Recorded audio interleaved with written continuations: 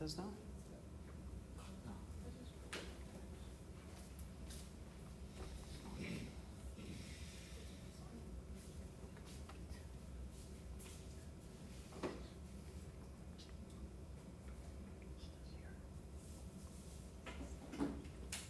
I don't need to join. Okay. All right.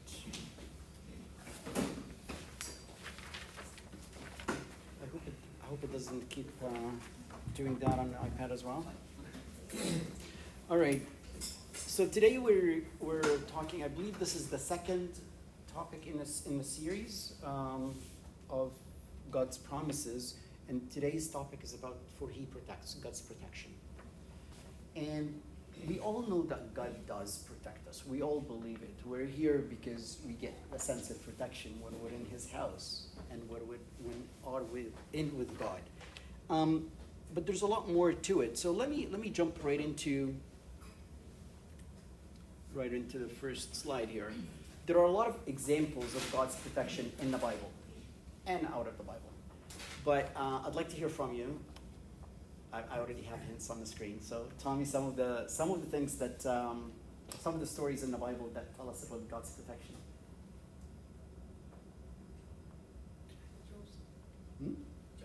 Joseph. Yeah. Tell us a little bit more. Joseph. How did God protect him? When he was sold into slavery, the whole ordeal with the temptation with Potiphar's wife, when he was put in prison, even when he saw his brothers come back, Yeah, so many stories that clearly illustrates God's protection in the Joseph story. Absolutely. One of the most beautiful stories in the Bible that are loved not just by kids, but by grown-ups as well. What else? Another story. I intentionally made this like really easy so that you guys can speak up. So you have to speak up. I'm not going to talk until you do. David and Goliath. Yes. And how did God protect them there? Look at the sheer difference in size, right? Yeah. That alone, right? I mean, who would have thought that little kid, little youth, would have been able to knock down that great giant, right? And he was a giant. He was over. I think they specified the height, and I can't recall now. It was definitely over 7 feet, but I think it was significantly more than 7 feet. I think it was closer to 10 or something. And it was there was a whole, not generation, but a whole tribe, if I could call them that were all giants around that time. Okay, so yes, that's clear again illustration of God's protection. What else? Moses, not standing up against Pharaoh and asking him to let people go, and he had the stutter and all that stuff, but God stood up with him. Yeah, and despite all of these his shortcomings and flaws, yes, God protected him during that ordeal. One more? Just the big part of the Old Testament story with the Jews leaving Egypt and wandering in the desert, like they were protected for 40 years. Well, Absolutely.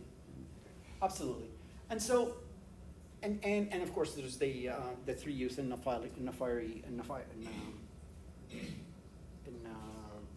sorry, huh?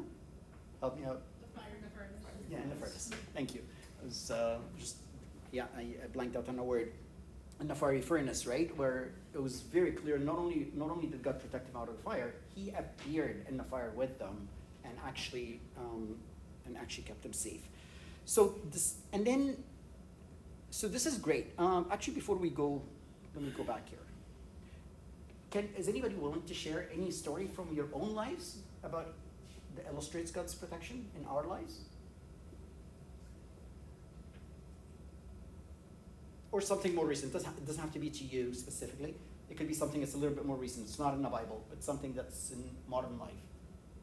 Something more contemporary.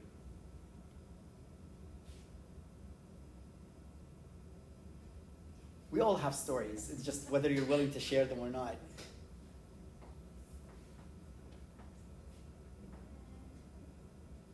I mean, we are protected every day from car accidents when we're driving. That's true. and it's great to look for that, to look out for those things that happen that we just take them for granted. But every single second that passes by, we're protected from some kind of evil. Thank you. And despite that, so I start here the slide with John 3:16, where he says, "For God so loved the world that he gave his only begotten Son, so that whoever believes in him should not perish but have it everlasting life." We know that God loves us that much, to that extent, that he gave up his own Son for ourselves. And we know that he is very protective of his people. He's done it repeatedly in the Old Testament, the New Testament, in our lives today, and so on. If he's so loving and so protective, how come he doesn't always protect us from all things? Or in all situations. And I'm gonna show you 3 examples where it looks like he may not. Why does he not protect us from suffering and pain and injustice? And there's so much of that in the world around us. Why does he not protect us from catastrophes and natural disasters? So many people perish in those, right? Why does he not protect us from our own shortcomings or even from sin? And so what we'll do today is we'll talk, I have one slide on each one of those 3 bullets. We'll talk about each one of those and see whether God does protect us or not, and if not, why not? And if he does, how he does. I'd like this to be interactive too, so try and help me out. So let's start with suffering. So, first question I have is, does God bring suffering, or does he just allow the devil to bring it? Who can answer that? I think suffering, when we talk about suffering, sometimes God allows suffering so we can be close to him, so he can test our faith, our faith. Okay, so sometimes he brings it? Is that what you're saying? No, he allows it. Sometimes he allows it. Exactly. So I think you're saying that the devil is the one who wants to bring the suffering, and God just allows it sometimes. Yeah, sometimes God just wants to test us. Okay? It's like an exam. Are you gonna be close to him, or you're gonna be Okay, far away? But if God is using it to test us, then God is bringing it. So are you saying they could both exist? Sorry. Okay, maybe. What does everybody else think? There's meaning. Sometimes it's about finding the meaning of suffering. Like I'm just thinking, like Very Man's Search good for point. Meaning with Viktor Frankl, right? Like, people Okay. know Holocaust and Well, that. let's come back to that. That's a very good point. We'll come back to it in a minute. What do you guys think? Anybody else? How many people think that God brings the suffering for one reason or another? I think I heard here that maybe to test us, because it has meaning, but it's God that brings the suffering. How many people think that? Okay. How many people think the devil is the one that brings the suffering and God just allows it? Okay. A few more hands. Okay. How many people think it could be both? Okay. So not only can it be both, there are actually 3 different ways. So there are 3 possible scenarios here, or sources for adversities in our lives. Okay? And we'll talk about each one. Actually, first I'll talk about what the 3 are, and then we'll talk about each one. So what the 3 are, either from God, for one reason or another, we'll discuss that in a sec, or from the devil. And of course, the purpose of the devil is very different. It's to derail us off that path. Or from ourselves. Okay? So, suffering can happen because of those 3. Let's take one at a time. So, first one. It could be from God, either to purify us or to allow us to grow. And so, for example, as parents, I don't think there are any parents here, are there? No? Okay. As parents, when you see your kid growing up and attempting to do something that's not very good, not healthy, not good for them, what's the natural instinct of most parents? Intervene or Jump and protect them, right? But you've heard of tough love, right? And tough love is where you actually allow maybe the son or the daughter to do something. You watch how they're doing it, but you allow them to do it, maybe get hurt a little bit so that they learn from their mistake and grow faster and grow stronger, right? I remember a story of my own son when he was so, what's the word I'm looking for? So oblivious to the dangers of water, loved water, and would go to a swimming pool and he would just jump in the water, and of course I catch him every time. And then I realized one time that he was gonna jump and I wasn't even looking. Now luckily I caught him by the side of my hand, my eye, and rather than jumping to catch him like I do every time, I let him jump in, sink a little bit, and then caught him quickly, of course. But I let him taste what it's like to not be caught, because I wanted to teach him that you can't do that unless I'm looking, and unless I'm telling you I'm ready to catch you. And I wanted to teach him that lesson because I was so worried that he would do it when I'm really not looking one time, and then it could be all gone in seconds, right? So that's an example of love. Now, if we as parents do that, how much more do you think our Heavenly Father does that for us? He wants us to grow. He doesn't want to protect us to the point where we can't even grow. We can't even go spread our wings and learn how to deal with the dangers of life and the dangers of the adversary, the devil, all those dangers that he can throw at us. So God is a true parent, and in so doing, if by him allowing those adversities to come to us often, it's not for lack of protection, quite the opposite. It's the tough love he's giving us as a parent, as a true parent who wants us to grow and spread our wings.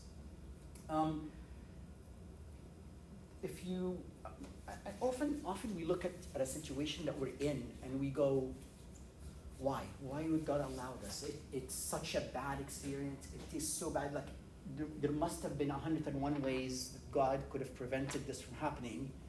You know, why would you still allow us to do it? Well, let me ask you a question. You may have heard this before, so if you have, I apologize. But how many of you like cake? like what? Cake. Cake. Eating cake. Oh, Cake. Okay, we all like cake, right? Okay, what's cake made of? Sugar, flour, Okay, flour, sugar, Eggs, eggs, milk, milk, okay, butter, vanilla. Okay. Would you like to scoop some flour and just eat it? No. Would you like a glass of vanilla? No. Would you like just a scoop of butter? No. Well, you may. Okay. All right. I'll give you that. Most people won't. The point is, those ingredients on their own are very untasty. They're really bad, right? And they taste awful, and sometimes they make you gag if you're forced to take them in. And yet, if you wait until they're mixed together, and until they're beaten up, and until they're actually put in the oven, in the fire, and heated, if you're patient enough to wait for the end result, you end up with an amazing result, right? You end up with something that you really, really like.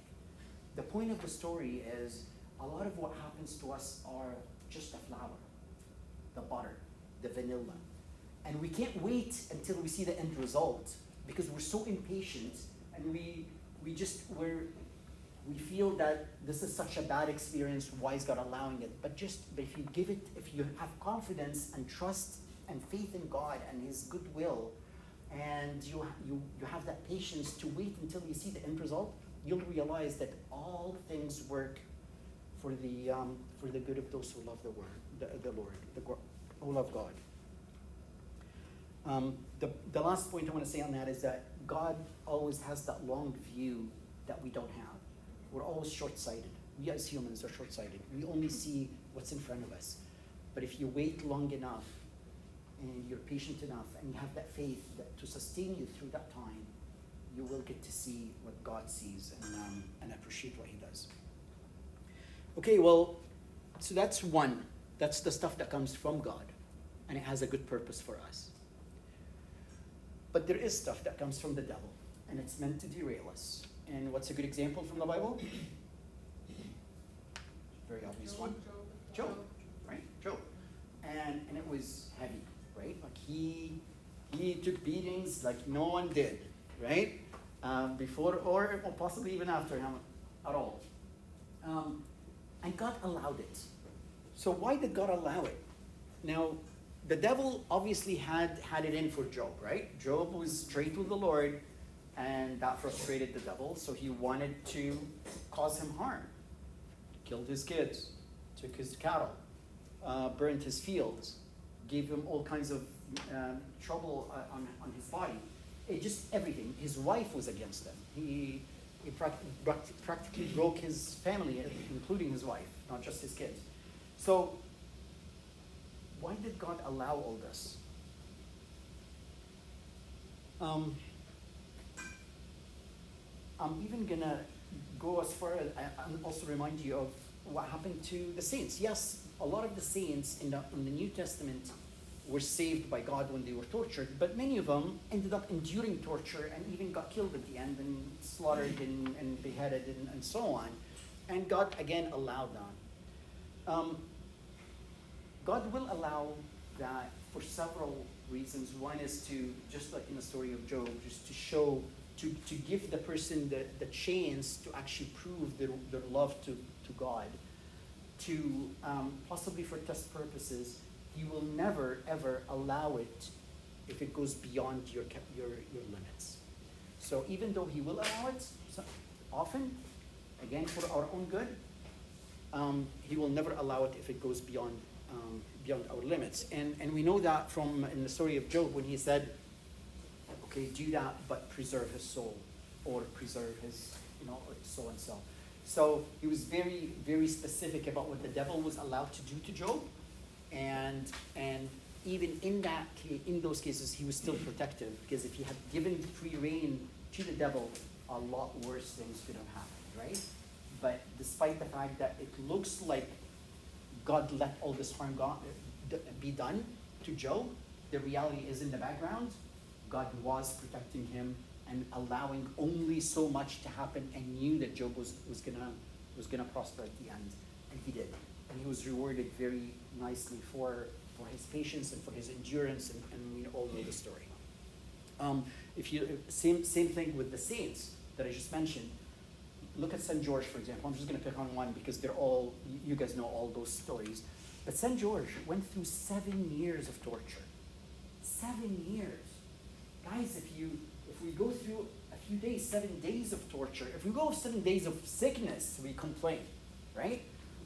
Imagine 7 days of torture. Imagine now 7 years of torture. It was like a huge nightmare. I can't even imagine how he could endure all that for that long. But if you now ask St. George, if you had the ability to now ask him, was it worth it?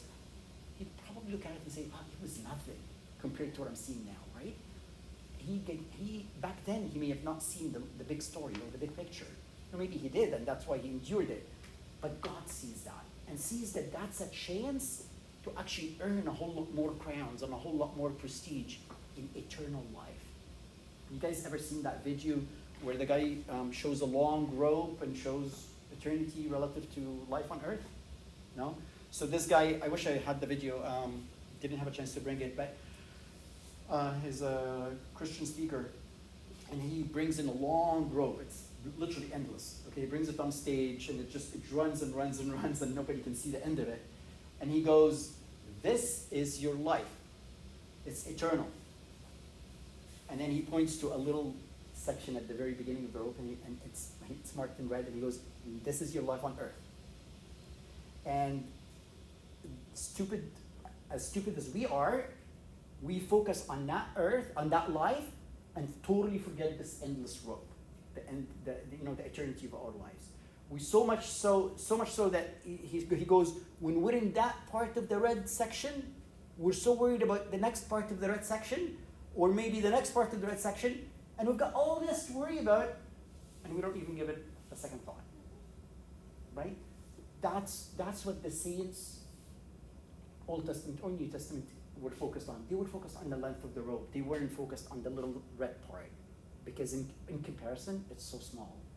But we lose sight sometimes of that. And then the third, so that's the second, and the third is adversities or suffering can come from consequences of actions we take ourselves. An obvious example, I'm not showing it on the screen, but if you were to steal something and you get caught, well, you're going to be put in prison, right? Or you're going to be punished for it. Well, don't blame God, or the devil for that matter, for it. It's not something that God brought on you. It's not something that the devil brought on you. You brought it on yourself. You've done that, the action, you have to bear the consequence. And so some of those sufferings come because of things we do. But even then, God may still use it for the better and for the good if you realize the mistake and repent on it. He will work with you to still turn those things, those situations into opportunities for you to get closer to Him. And we hear so many stories about people that are in prison or on death row that end up finding Christ at the last minute of their lives or earlier, and turn their lives around quite a bit. Okay, and I'll end this slide with God's promise where He says, in the world you will have tribulation, but be of good cheer, I've overcome the world. So God never promised us that life will be smooth sailing if we believe in Him and we work with Him and we live the life He intended for us. He promised tribulations. He told us there will be tribulations, but don't lose faith. I've overcome the world. I've led the way. I've gone ahead of you. I've shown you where to go and how to do it. And I've even done it myself through His incarnation, right? And all you have to do is just have faith and follow along, and you'll land where you need to be. Okay?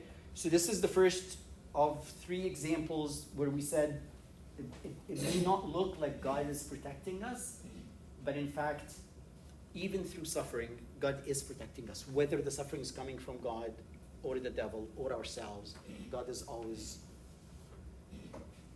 behind the scenes protecting us.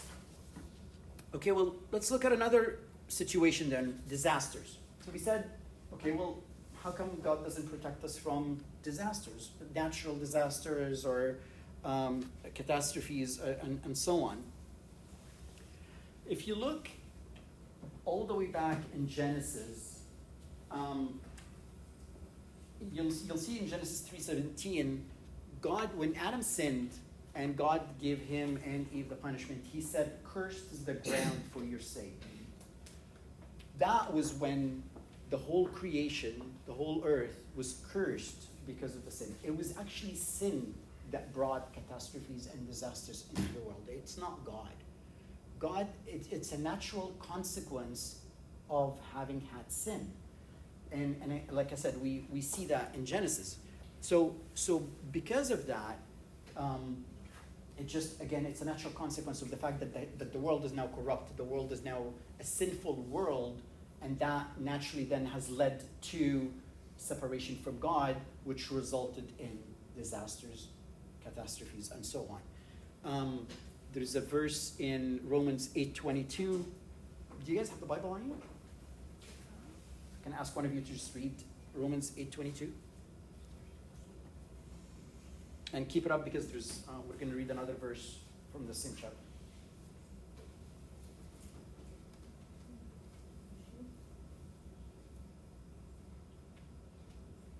Anyone? For we know that the whole creation groans and labors with birth pangs together until now. Yeah, the whole creation. The whole creation includes inanimate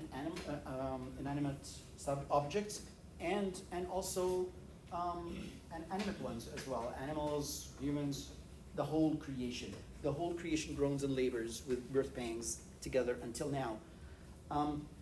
It's a constant reminder that that the world is because of sin, the world has gotten corrupted, and because of that, the world is not going in God's way, and because of that, these things are happening. So every time we notice a disaster or a natural disaster or a catastrophe or anything like that, that's a reminder to us that that's because we're in a sinful world. That's because of Adam's sin, but also because of all the sins that have followed afterwards that have made things even worse and worse as we go on.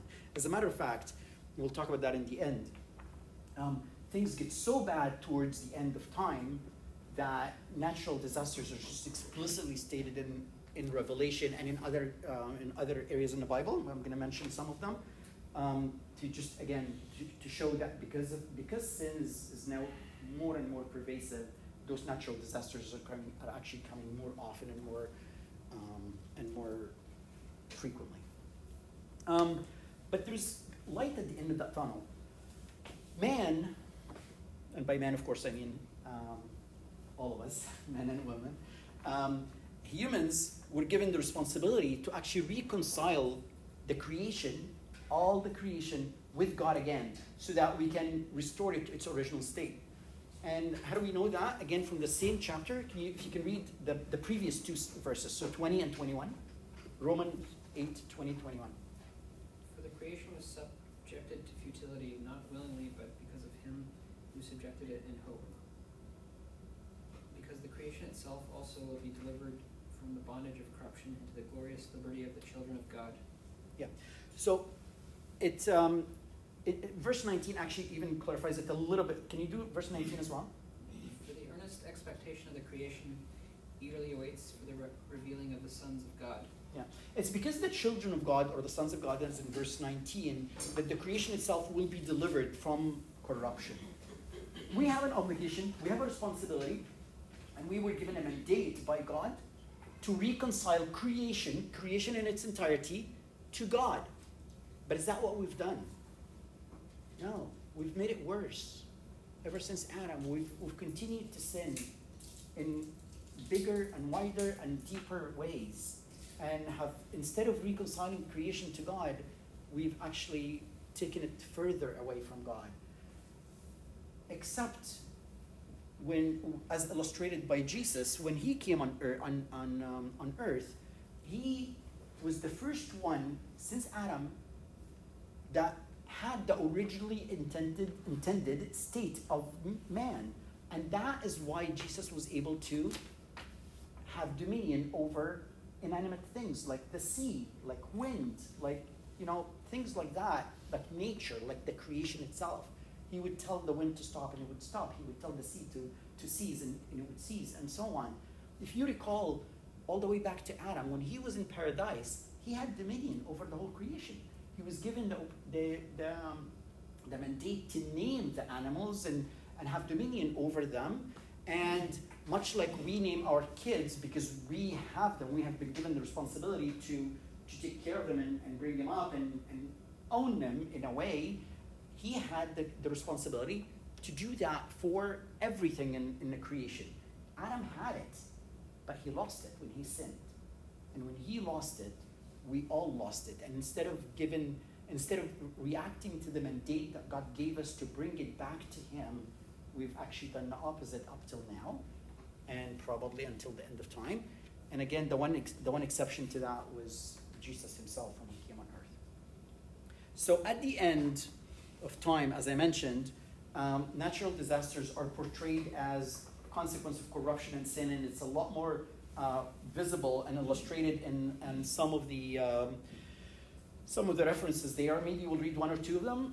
Someone else can read Mark 13:8.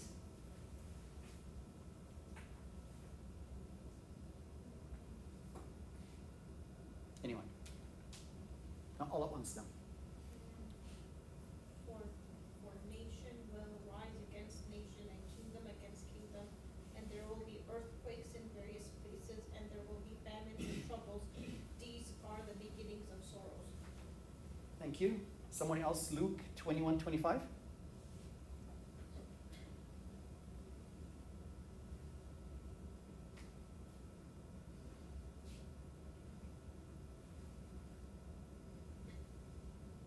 And there will be signs in the sun and in the moon and in the stars and on the earth distress of nations with perplexity, the sea and the waves roaring. All of these natural disasters or natural occurrences. And 2 Peter 3:10.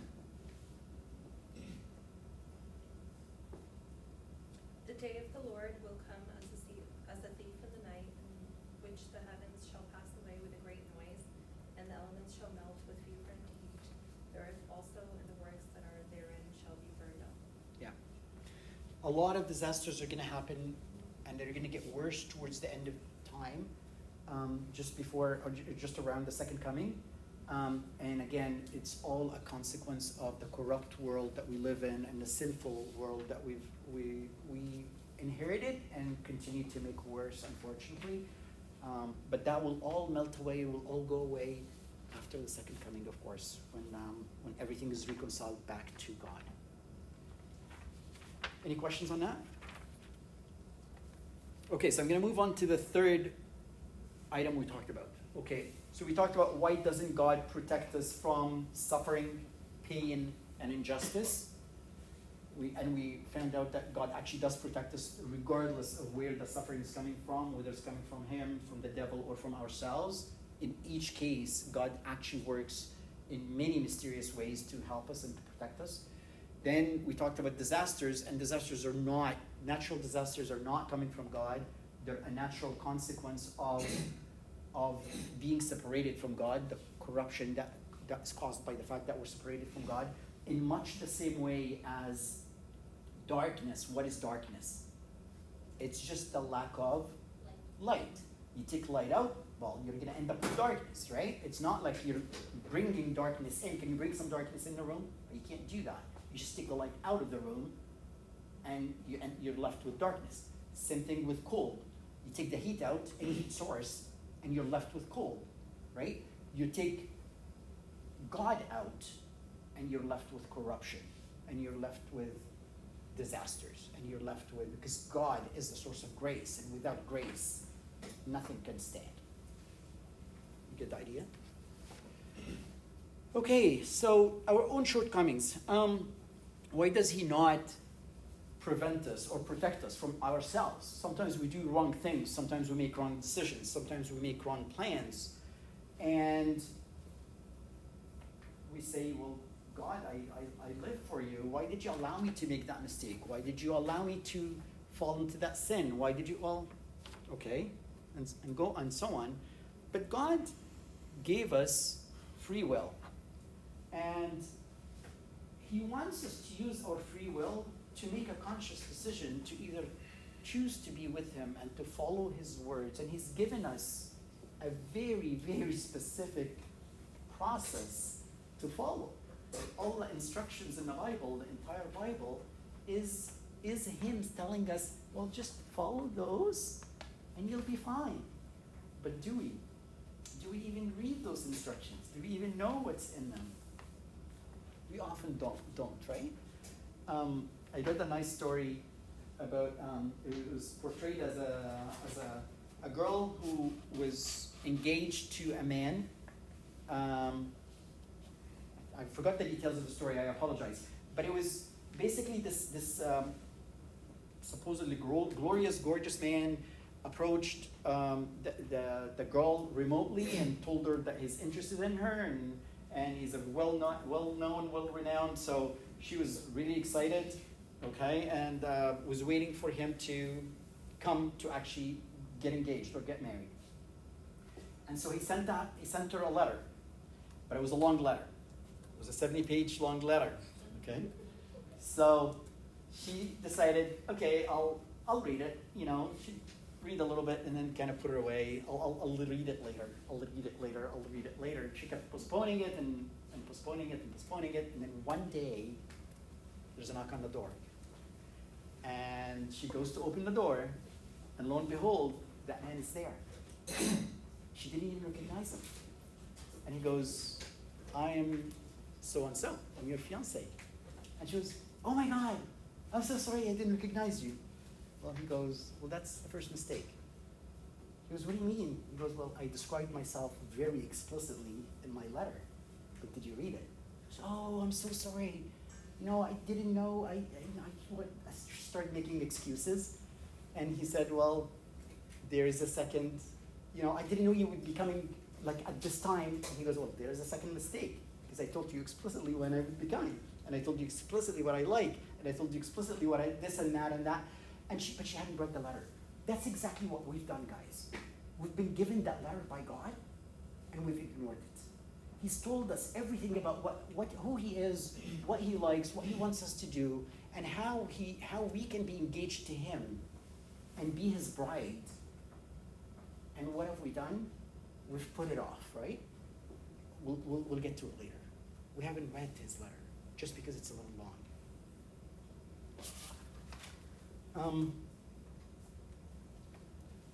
So despite the fact that he wants us to follow our free will and to come to him because we want to, not because we're forced to. He will never force or impose his own will on us.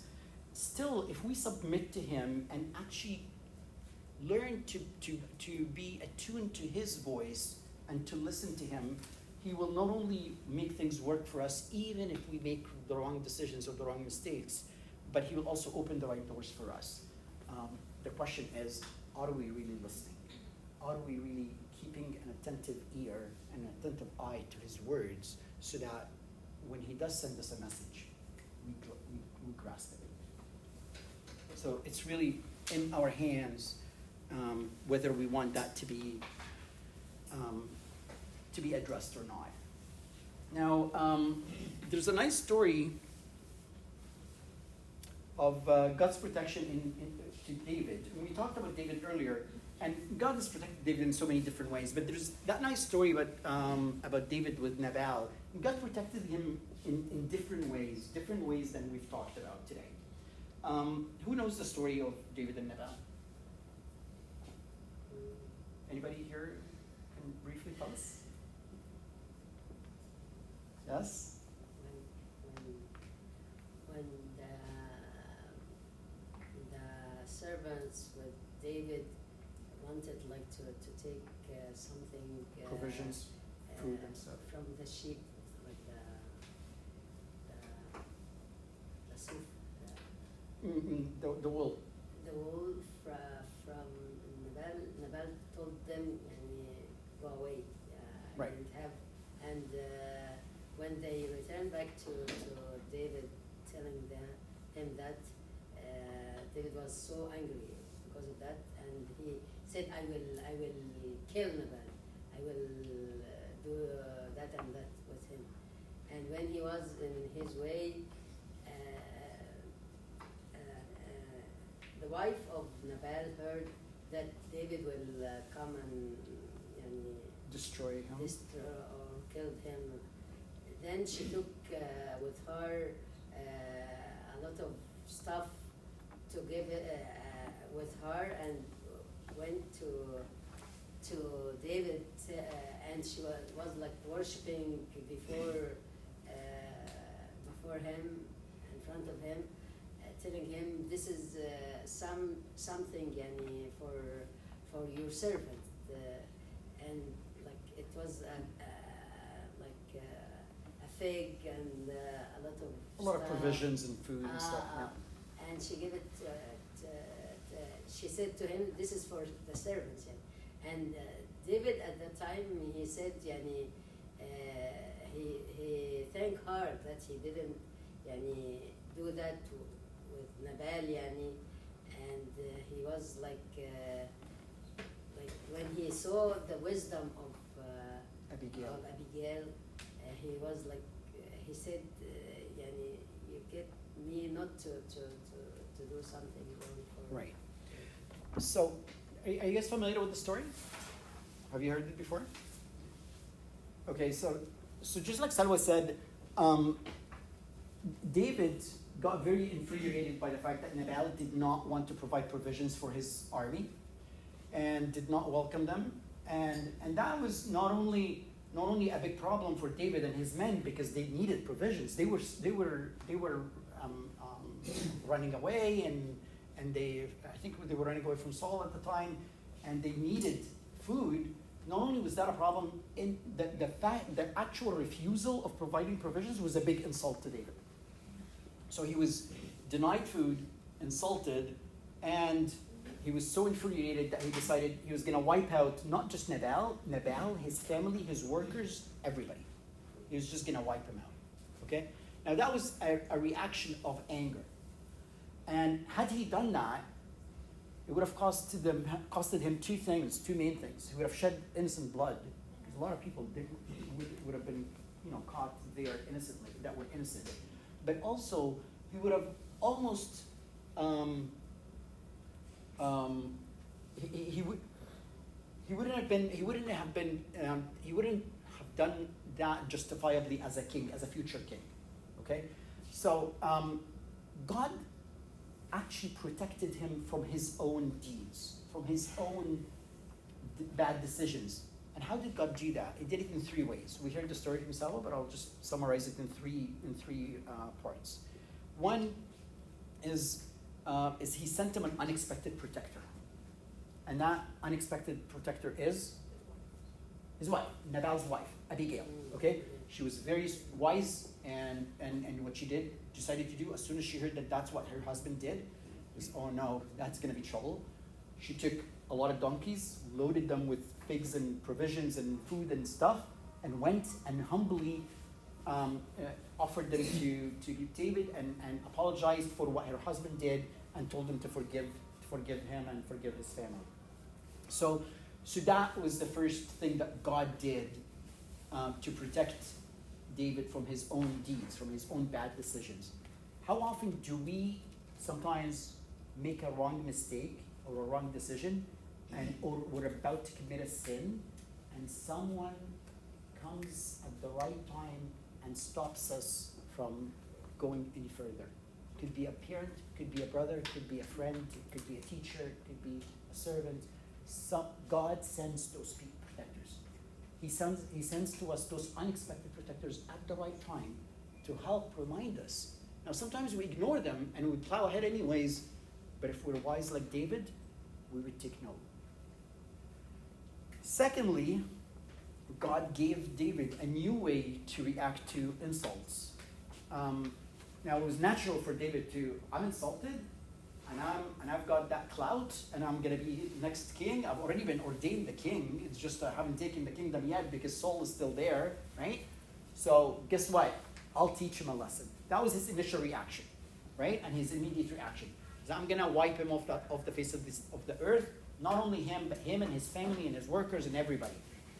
But God taught him through Abigail, there's another way to react. And that's the Christian way that he taught us when he came down, which is to forgive, right? So David learned that lesson early, and David, by his own admission, he said,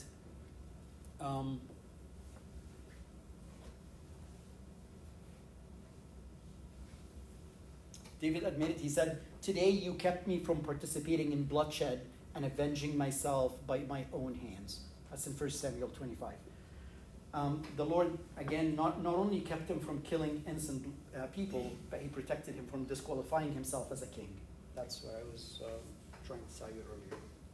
And then the third thing that God did is he reminded David that everybody, all people, whether they're kings or beggars, or anybody in between, they're all accountable to him for their actions. See, we don't know the whole story. We never know the whole story. And so who are we to judge whether that person deserves condemnation, deserves punishment, or not? All we can offer is forgiveness because that's all we've been offered by God. It's up to God, because he's the only one that's really knows everything and understands the whole situation and can see all things from all angles. He's the only one that can be a righteous judge, and the only judge that can actually impose punishment, because he knows that is deserved or not. We don't. And so all we have to do is remember what God told us in Deuteronomy Deuteronomy 32:35, where he says, vengeance belongs to me. I will repay. Not yours to do, it belongs to me. And again, that was another lesson that David learned from that story.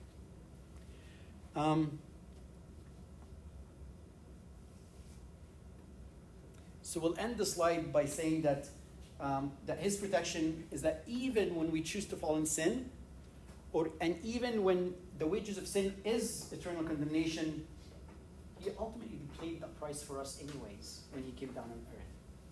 So yes, he lets us have free will. Yes, he lets us do whatever we want. And yes, often we make mistakes, we make the wrong decisions, and end up bearing the consequences of that.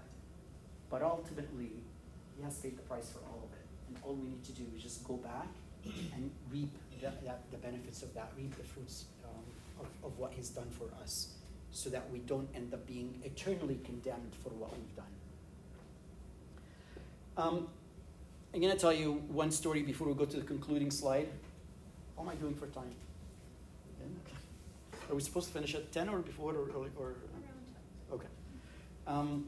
So there's that story, again, some of you may have heard it, of this man that was in a flood. And when the whole town was flooded, he ended up going to the roof of his house and started praying, God, send me help. And so a little bit later, a boat comes by in the middle of the city because it's all water now. So a boat comes by and the guys in the boat say, hey, come on board. We'll take care of you. He goes, no. I'm praying to God. God will take care of me. And so they go. A little bit while later, he continues to, God, please help me. A little bit later, a few minutes later, a helicopter comes around. They see him, so they throw him a rope. And he goes, no, I'm waiting for God to help me. God's going to save me. And of course, eventually he dies, goes up to heaven, and he goes, God, I was waiting for you. Like this whole time I had total faith in you. I knew you could save me. Why didn't you? And God said, well, I sent you the boat. I sent you the helicopter. I sent you like all these things, and you never took them. These things that come in our way, whether we know it or not, God has put them there in our way. Much like he put Abigail in the path of David to help him recover, and David took it and understood it and realized it. And actually, as Selwa said, not only did he thank her, he thanked God and stood up and prayed and said, God, you protected me from shedding innocent blood and from disqualifying myself as a king. Okay, so now let's go to the last slide and see in conclusion.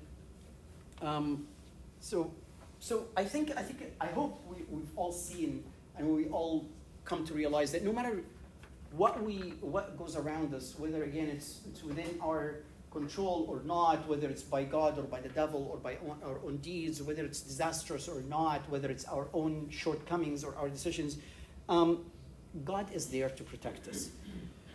And yet, I know, not just you, but me too, we will go on our way, and there will be times when we struggle with some of those questions again and say, well, okay, but why?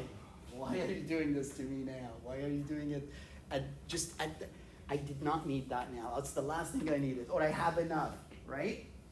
And what I want you to remember is a couple of things. One is we'll never truly and completely understand God's wisdom. God sees way beyond what we see. He knows a lot more than we can ever know.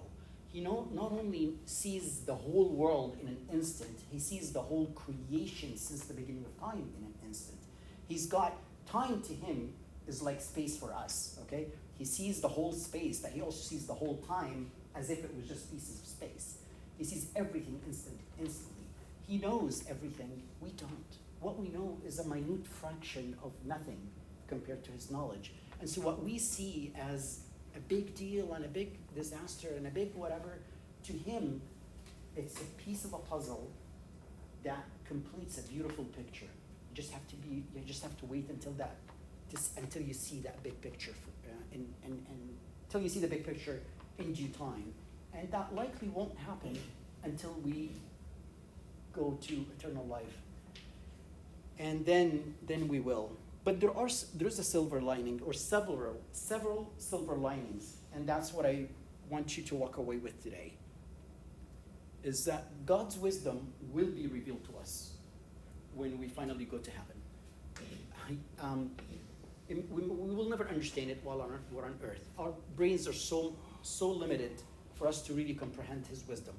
But he did promise that when we go to heaven, we will be able to see it, and we will be able to comprehend it, and he will reveal it to us. In the meantime, we should always have faith and place our faith in his words, and understand and believe that all things will work for the good for those who love who love God. So as long as we do our part, and as long as we try our best to stay within his path, we have to have faith that everything will ultimately work out for the best. And we should never forget that God is always going to be our refuge. He's so no matter what happens to us, he tells us. I'm going to read a couple of verses from those Psalms that are on the screen. The first one says, "The Lord shall preserve you from all evil. He shall preserve your soul. The Lord shall preserve your going out and our coming in from this time forth and even forevermore." Psalm 121. The second one is, "He shall cover you with his feathers, and under his wings you shall take refuge. His truth shall be your shield and buckler." That's Psalm 91. And the last one is, "God is our refuge and strength, a very present help in trouble." Psalm 46. These are promises from God, that he's our refuge. Whenever we feel in trouble, rather than complain or rather than question, who is that from you, God? Is that from the devil? Don't worry about the source. Just worry about what you said earlier. Worry about the meaning that we can get out of it. Worry about what we can learn from it, and take refuge in the Lord, because that's how you can endure these troublesome times. Finally, we don't have to go through this alone. He promised us that he will never leave us or forsake us. In Hebrews 13:5, he says that. And the verse actually says, "For he himself has said, I will never leave you nor forsake you." That's a huge promise. That's one of those promises that we should just have on our walls everywhere. Because no matter what happens to us, he's there with us. He's there lifting us up. Do you guys know the story of the footsteps on the beach? Mm. Yeah. So just very briefly, for those of you that don't know it, a guy envisions a dream of two steps going along the beach, two sets of steps, going along the beach, and he realizes this is his footsteps with God's footsteps right next to him. But then he realizes that at a certain point in his life, there's only one set of footsteps, and he goes, "Why would you leave me at the hardest of times? God, this is when I needed you the most. How could you leave me alone? I don't see your set of steps next to me." And God says, No. During that time, I was carrying you. These are my footsteps. So again, remember that God is there. He promised not to leave us alone, and not only that, he promised to carry us and take us to safety. And I will just leave that last verse in front of you.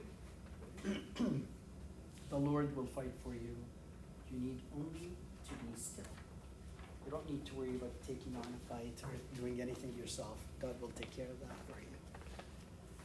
Any questions or comments or stories that you want to share?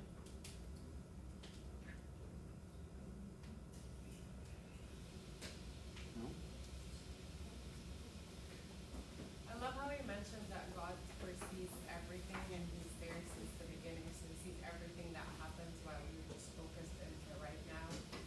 But it's not easy to understand that. And it's not easy to, in hard times, to actually see that and not see where you're at. And because you need to take an action. And because of what you were going through, sometimes you're like, well, I don't know if you're even listening. And then you just have to take a decision, and you sometimes don't know if this is right or wrong.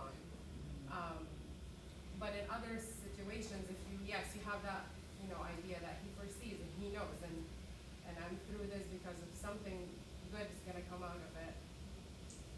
Yes, but not all the time you have that mindset. Not all the time you can actually focus on that because of the situations you're going through. So how would you balance it, or how would you know? It's hard. And it's hard for all of us. And that's why I was saying earlier, it's really important that we take some of those verses and actually put them up on the wall so that they're constant reminders for us. God is there.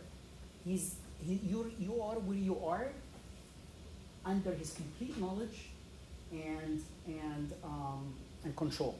He has control of everything that goes in the world, right? And He does everything for a purpose. Now you do have to go back and say, well, am I going through this because of something bad I did? Or is it because, God is allowing it for another reason? But regardless of regardless of the source, what you gotta focus on is, what can I get out of this? And can I keep my faith strong in the Lord? Now, I just want to say one more thing. One time was saying something very nice. He was saying, we sometimes say, realize that there's this decision, because you mentioned the decision as well. You kind of went from suffering to decision as well. So I'm going to address both. On the decision side, he would say, you know what, there's a big decision you're facing and you have to take it, and you go, no, I should pray about it and give it to God. You stand up, you pray, you offer it to God, and say, God, please take care of it. And the minute you leave the prayer, you go and start figuring out how you're going to resolve it. Well, you haven't given God a chance. It's like you're saying, God, take care of it. Oh, you know what? Never mind. I'll just do it myself. Right? We don't give God a chance sometimes to actually show us that He's in control. Now, there are things that you need to make decisions for, and you need to do, and God expects you to. That's why He gave you a brain. That's why He gave you free will, right? But do it with God in mind, and seek His guidance, seek His, pray to Him, and seek His direction, and then proceed with what you believe is God. But if it's a problem that is beyond your control, just leave it to Him. So if for example, a child is sick, well, there's nothing you can do other than bring the doctor, of course, and medicine, but you can't heal the child, right? You leave it in God's hands, because He will take care of it, okay? There are things that are in our control, and there are things that are not in our control. And we got to make a distinction, of course, of, where do we seek guidance and take action, because that's what God expects us to do, and where we seek guidance and just leave it to Him, because that's not for us to worry about or to control. I like the example with David, that you, like, a few times with David, like, it's because David himself is also kind of a good example, kind of the relationship with God that he had over his entire life. Like, he wrote a good part of the Psalms, and when you read the Psalms, you get a deep perspective of what The various aspects of relationship with God. God, yeah. David is an amazing example to study, because yes, he's written like a huge chunk of the book that's in the form of Psalms.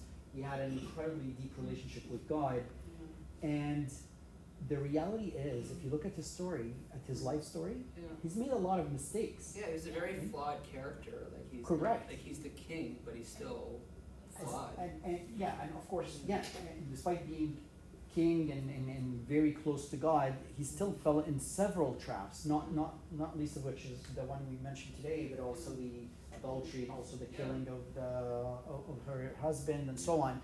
So he committed a lot of mistakes, but his heart was pure, and that's why he's the only one that God said, "I've searched the heart of David and I found it like my own, aligned to my own."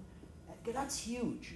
God knew the purity of his heart and assessed it, and despite that didn't mean that he was prevented from doing bad things or sins or fallen sins or traps. He still had free will, and he still fell in traps, but he continually repented and knew how to repent and knew how